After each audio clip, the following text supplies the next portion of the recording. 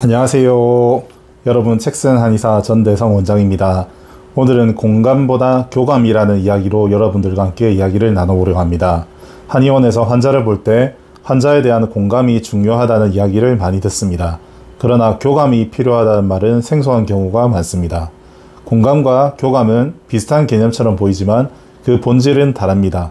공감은 상대의 감정이나 상황을 이해하고 그 감정에 함께하는 것을 말합니다. 공감은 주로 감정적 이해에서 출발합니다. 상대의 감정이나 경험에 대해서 나도 그런 적이 있어 혹은 어떤 기분인지 알겠어 라는 식으로 마음을 열어 상대방의 감정을 함께 느끼려고 노력하는 과정입니다. 환자가 힘든 일을 겪었을 때 그의 이야기를 듣고 정말 힘들었었겠군요 하고 그 감정을 함께 이해하고 느끼는 것이 그 이해가 될 수 있겠습니다. 교감은 단순한 감정적 이해를 넘어서 상호작용과 연결을 통한 더 깊은 차원의 관계 형성을 의미합니다. 교감은 말이나 감정만으로 이루어지지 않으며 비언어적 소통과 직관적 이해를 포함합니다. 교감에서는 두 주체가 깊이 연결되며 일종의 감각적이고 직관적인 교류가 이루어집니다.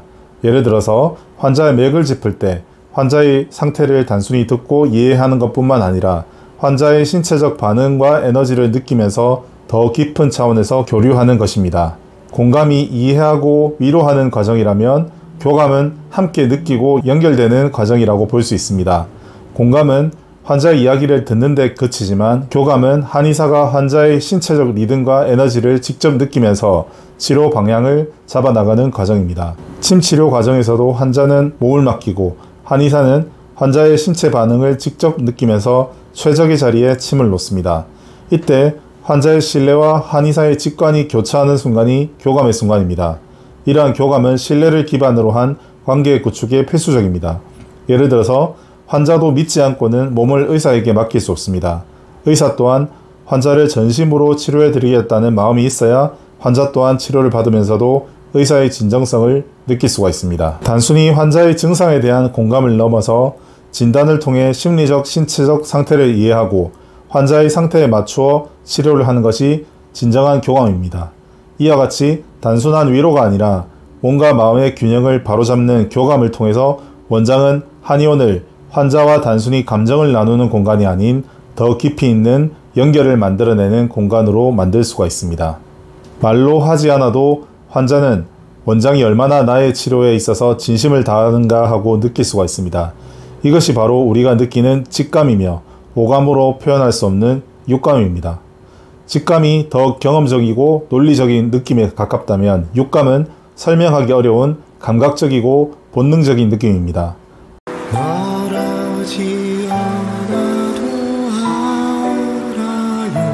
초코파이 정.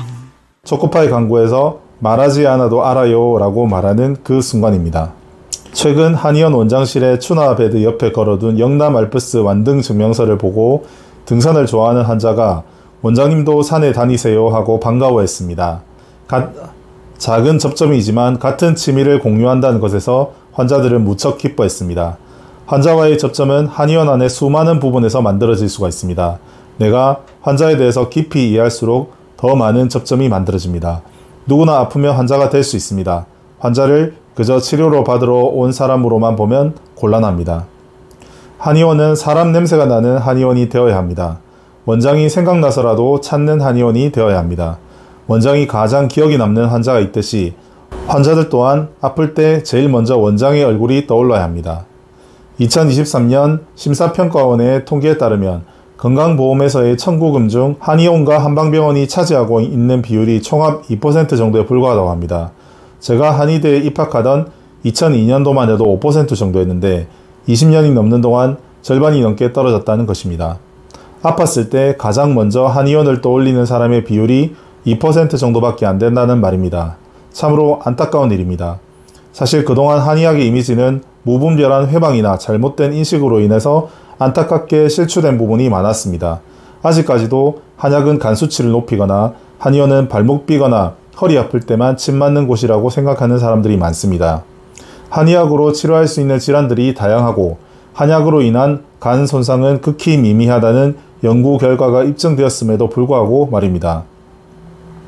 한의학은 위대한데 우리 한의사들이 일상 속에서 한의학을 뿌리내리지 못한 부분이 많다고 하겠습니다. 허준과 이재마 선생님이 지하에서 보시면 통탄할 일입니다. 그나마 최근에 교통사고가 났을 때 일반 병원보다 한방 의료기관을 찾는 비율이 54.6% 정도로 더 높다고 합니다. 예전에는 교통사고 후유증도 한의원에서 치료가 되나라고 생각하던 시절이 있었습니다. 그런데 병원에서는 보통 침상 안정 위주로 치료하지만 한의원이나 한방병원에서는 초나요법이나 약침요법, 치료 한약까지도 보험 적용이 되고 치료 만족도도 높습니다. 좋은 치료는 더 많은 수요를 생기게 하기 마련입니다. 한의사는 모든 질환을 치료할 수 있는 신이 아닙니다. 일반인에 비해서 건강 상식이 많고 더 도와줄 수 있는 부분이 많다 뿐이지 한의사라고 해서 모든 것을 알 수는 없습니다. 환자들의 질환에 대해서 충분히 설명해주고 환자의 상황에 대한 이해를 바탕으로 그 아픔에 대해서 공감하며 질환에 대해 연구하고 치료할 수 있는 모든 방안을 강구하여 치료해주는 치료자로서의 역할을 다해야 합니다. 예전에는 의료의 지식이 비대칭적인 시절이 있었습니다. 정보의 공개가 지금처럼 원활하지 않았던 시절이었습니다. 당시에는 병원에 가서 의사가 지어준 대로 약을 받아와서 복용하는 것이 당연한 시절이었습니다. 묻지도 따지지도 않았습니다. 그저 아프면 의사가 지어주시는 대로 먹어야만 했습니다. 지금은 그렇지 않습니다. 의약분업이 시행되고 나서는 병원에서는 진료만 하고 약은 약국에서 받습니다. 또한 약국에서 주는 조제약에는 복약 안내가 친절히 안내되어 있으며 약품 사진, 약품명, 복약 안내까지도 상세히 적혀 있습니다.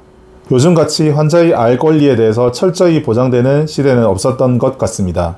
조금이나마 약제가 마음에 안 들면 환자들은 의사에 바로 질문을 하거나 궁금한 점을 물어봅니다. 건강에 관심이 많은 사람들은 대부분 건강과 관련된 유튜브 채널을 구독하고 있으며 유튜브 알고리즘 특성상 그 사람이 많은 관심을 가지는 분야를 다시 연관 컨텐츠로 뜨게 하기 때문에 계속해서 비슷한 채널을 추가로 구독하게 됩니다. 그래서 그 사람의 채널은 건강 채널들로 가득하게 됩니다. 한의원을 찾는 환자들은 본인이 가진 질환에 대해서 궁금해하면서 유튜브로 찾고 내원하는 환자들이 많습니다. 그렇기 때문에 어찌 보면 의사보다도 더 본인의 질환에 대해서 잘 알 수도 있습니다. 거의 준전문가 수준이 되는 것입니다. 지금은 모든 정보가 공개가 되는 시대입니다. 과거처럼 무분별한 비방이 먹히지 않는 시대가 되었습니다. 모든 정보는 명명백백히 공개되기 때문에 실제로 이용해보고 효과를 보거나 좋아진 사람들의 케이스는 금방 공개됩니다. 이런 시대에서는 효과가 있는 치료는 금방 알려지고 소문이 나게 됩니다. 과거에는 신비주의를 기반으로 치료하는 한의원들도 많았습니다. 뜬금없는 기치료를 한다거나 심지어 공중부양을 한다는 이야기도 있었습니다. 뭐든 시기에 따라 유행하는 흐름이 있는 듯 합니다. 제가 처음 학교에 들어갔던 20년 전은 허준과 대장금, 이재마 드라마가 뜨고 동양의학에 대한 열풍이 불었던 때입니다. 또한 국민소득이 1만 불을 돌파하고 IMF를 성공적으로 이겨내면서 건강에 대한 관심이 많이 늘어날 때였습니다. 당시에 기공체조도 인기를 끌었으며 동양 철학에 대한 사람들의 관심도 높아지던 시기입니다. 지금은 초음파 검사 합법화와 함께 엑스레이가 한의원에 도입되는 시대입니다. 졸업을 앞둔 한의사들은 초음파를 공부하거나 미국 초음파사 자격증 RMSK를 취득하며 새로운 기술을 습득하는 것이 유행이 되고 있습니다. 유행은 계속해서 흐름을 타게 됩니다. 그렇지만 어떤 진료를 하든지 각자의 개성을 최대한 살려 잘 진료하는 것이 중요합니다. 부산에서 서울로 가는 방법은 여러 가지가 있습니다. KTX를 타고 갈 수도 있고 비행기로 갈 수도 있으며 자동차로 갈 수도 있습니다. 심지어는 자전거를 타거나 걸어갈 수도 있습니다. 중요한 것은 서울로 간다는 것입니다. 환자를 치료하는 데 있어서 방법은 여러 가지가 있습니다. 중요한 것은 치료에 있어서는 지향점이 같아야 한다는 것입니다. TV를 켤 때 어떨 때는 직접 가서 누르는 것이 빠를 수가 있고 어떨 때는 리모컨을 눌러서 켜는 게 빠를 수가 있습니다. 침 치료도 마찬가지입니다. 어떨 때는 아픈 곳을 직접 풀어주는 게 빠를 수도 있고 어떨 때는 연관된 오수혈이나 대응혈 자리를 찾아서 풀어주는 게 훨씬 더 나을 수도 있습니다. 구조적인 통증 질환일 경우에는 아시혈을 주로 사용하며 내과 질환일 경우에는 오수혈을 많이 사용하는 편입니다. 어쨌든 본인과 잘 맞는 치료를 사용하면 됩니다. 적수천석이라는 말이 있습니다. 물방울 하나가 계속해서 떨어지면 결국은 바위를 뚫는다는 말입니다. 말콤 글래드웰도 1만 시간의 법칙에서 지속해서 하는 일의 중요성에 대해서 언급한 적이 있습니다. 한의원을 계속하게 되면 환자들을 계속해서 보게 됩니다. 환자를 계속해서 보다 보면 점차 어떤 환자가 오더라도 대응할 수 있는 스킬이 생기게 됩니다. 내가 환자의 모든 것을 알 수는 없습니다. 환자에 대해서 가장 잘 아는 사람은 환자 자신입니다. 그렇기 때문에 의사는 늘 겸손해야 합니다. 편작은 침 이병하는 의사를 최고의 의사라고 보았습니다. 환자를 치료할 때도 환자 스스로 자신의 병에 대해서 자각하게 해주고 어떻게 관리하면 좋아질 수 있을지 스스로 알게 해주고 실천할 수 있도록 잘 도와주는 의사가 가장 잘 치료하는 의사입니다. 무조건 자신이 아는 지식대로 강권하거나 환자를 끌고 가서는 안 됩니다. 그것은 의사의 오만입니다. 내가 아는 것만이 옳고 내가 모르는 것은 틀렸다고 생각해서는 안 됩니다. 항상 사고는 열려있고 유연해야 합니다. 내가 하는 생각이 늘 틀릴 수도 있음을 인정해야 합니다. 진지하게 환자의 증상을 경청하고 때로는 공감하면서도 때로는 잘못된 지식을 이야기할 때는 정확한 지식을 전달해 줄 수도 있어야 합니다. 환자의 과거를 부정해서는 안 됩니다. 과거의 선택을 존중해 주되 지금의 상황에서 내가 무엇을 도와줄 수 있을까에 대해서 고민해야 합니다. 오늘 하나 작은 것에부터라도 환자와의 교감에 무엇이 필요한지 생각해 봅시다. 작은 교감이 한의원을 바꿀 수 있는 큰 계기가 될 수도 있을 것입니다. 이상 공감보다 교감이라는 주제로 여러분들과 함께 이야기를 나눠보았습니다.